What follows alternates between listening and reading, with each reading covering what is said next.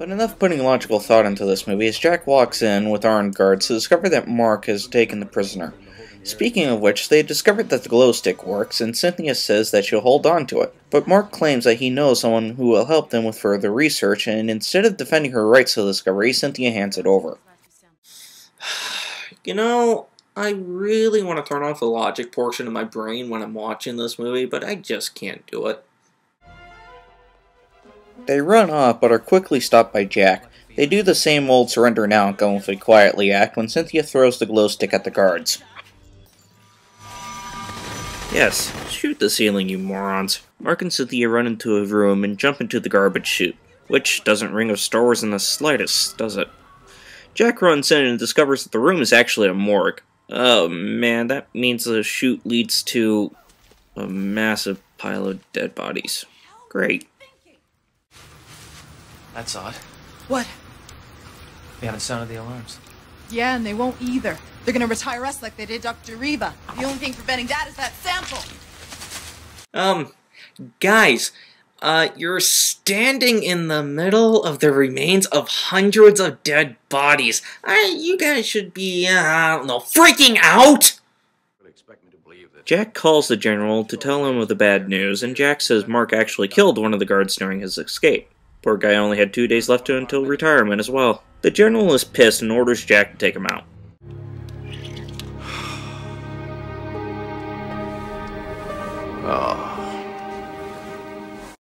Ugh, my kinky senses are tingling. Do you think we should turn around? No, we've got someone to meet. And just who might that be? The only person who can get us our revenge. Her. Excuse me, where were we? We cut to Surge's air base. I know, it doesn't make any sense, just assume they meant Air Force. Mark goes to make a phone call to his girlfriend, and she tells him of Jack's lie. She's more worried about herself than her boyfriend, which just gives me more reason to believe that she is willing to take that 20 pieces of silver. Mark and Cynthia wait for the girlfriend, whose name is Mimi by the way, to give them the card key, when the two other intruders from before come to present themselves. This is Franz, and the girl's name is Kobe. Before getting into these guys, I'd like to point out that it's raining in the background, yet the characters aren't the slightest bit wet. Some really big production values went into the making of this movie, let me tell ya. But what's really weird about this scene is actually Mark's reaction to when he finds out that these are the two guys that broke into the ocean base. Then what'd you do? Rubber rabbits for good luck? I can't tell if he's joking or just really angry. I'd say this might be bad directing, but I wouldn't give up the idea that this guy can't act. Mimi shows up and brings a database, which says that the Zeon forces have known about the research project for a while now, but they wanted to keep it for themselves. Kobe walks off and runs into a Zaku. It doesn't crush her, but I think that's only because they couldn't afford to make that kind of effect happen. They run into the base. Again, how they even got past security is a mystery to me. But once inside, Cynthia demands for the glow stick. Mark refuses due to the fact that he's become too involved to turn back now, but his girlfriend refuses to leave his side. Well, fine, then I'm coming too. Oh, boy. Well, what are we waiting for? Let's go.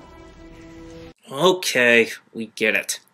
She's an overly clinging woman who's a complete and total bitch. If she doesn't get what she wants, you don't have to keep pointing this out, movie. The gang gets into a space shuttle, and France begins to show his tough side. I just figured that since I have 4 years' experience on a ship just like this, maybe it might help our chances at a smooth getaway. Thanks. I think I'm perfectly qualified to take us where we need to go. Great. Another completely unlikable character that is exactly what this movie needed. Mark pulls rank, and Cynthia kicks him out of the chair. Good lord, that seems like the worst place to put the end of a runway. What would happen if the ship weren't able to take off? It'd crash into the city, killing hundreds and thousands of people. Screw it. We cut back to Jack and the General, who are having a short get me Mark's head chat, when the General turns his attention to the TV. You heard me. And as the consequences of famine grow... You heard me. Damn, you see that? He just snapped his fingers and forced the channels to change. Bet your Roy Mustang wishes he could do that. The gang gets aside 4 and go into a party of sorts. I hope they don't mind a few party crashers. Not at all, mademoiselle. Now, what might your pleasure be this evening? Mimi goes to order a drink, but our expressive bartender goes for a gun. Cynthia notices this and says a keyword, but Mimi, being the stubborn dumbass that she is, refuses to get any other type of drink. Please? Cynthia, I really resent you ordering my drinks, thank you. Oh, okay, fine. Give me the Philippe. I refuse to believe she's that much of an idiot. This Philippe character pops up and pulls him into another room. They show him the glow stick and he looks pleased. He goes to tell Mark about the group he works for, the Illuminati, when Mimi interrupts. We started out as a sort of a private club. We grew out of idle chatter about 5 years ago when we noticed the shifting balance of power in the Congress. So we decided... So you decide you'd make a difference by financing rebel activities. Create your own sort of checks and balances by becoming guardian angels of space. $50 says she switches sides by the end of the movie. After another short clip of Jack telling a group of reporters that the ocean base is to be shut down, Philippe finally shows Mark the title Gundam the G Saviour. Philippe asks Mark to pilot the G Saviour, but Mark refuses, due to past experiences of being a pilot. Later, Mark tells Cynthia that he left the services because he refused orders to save another pilot. Jack told him that the machine was more valuable than the soldier inside of it, and it made Mark quit. To tell the truth, I really do kind of like this aspect of the story, but it's so horribly executed in this movie that it's not even worth praise. During Mark's sob story, the ship flies into an area filled with space junk. Mark says he'll use the G Saviour to cut open a path for the ship to get through. Yeah, the first actual Gundam battle in this movie is against piles of junk. Also, it took us 55 minutes to get to this point. Bit of a letdown, isn't it? This fight scene is about as good as you can imagine it being. It's almost as exciting as watching the episodes where the Gundams shoot at still targets. Anyway, they reach Site 8, which is the Gaia base. The leader of Gaia, who is Cynthia's father, tells Mark that the Zeon forces want Mark and the sample handed over to them, or else. And Cynthia refuses to let them have either one of them. Mark and Cynthia walk around for a while, talking about Cynthia's plant-growing hobby, when Mark randomly kisses her. And wouldn't you know it, Mimi just happens to be there, seeing this all take place. Told you she was going to the other side. The Zeon force is moving a little too closely, and someone, meaning Mimi, has taken over the gun controls. She opens fire and basically starts the war. Mark goes to get Mimi into an escape shuttle, but Mimi reveals that she was the one that pulled the trigger. Relax. All you have to do is tell me you're sorry, and then everything could go back to the way it was. What are you talking about? You really didn't think I'd let you throw both our lives away, did you? I still love you.